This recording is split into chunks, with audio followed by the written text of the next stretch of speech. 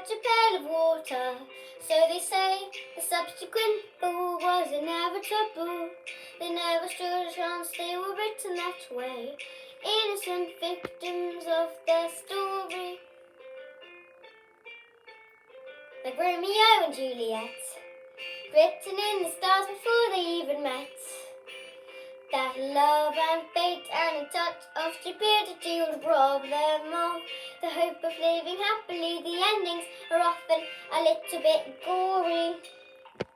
I wonder why they didn't just change the story. Told we have to do what we're told, but surely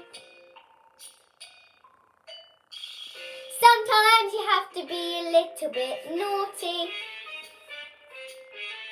Just because you find that life's not fair doesn't mean that you just have to grin and bear it. If you always take it on the chin and wear it, nothing will change. Even if you're little, you can do a lot. You mustn't let a little thing like little stop you.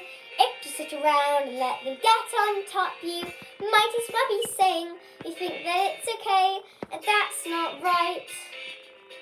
And if it's not right, you have to put it right.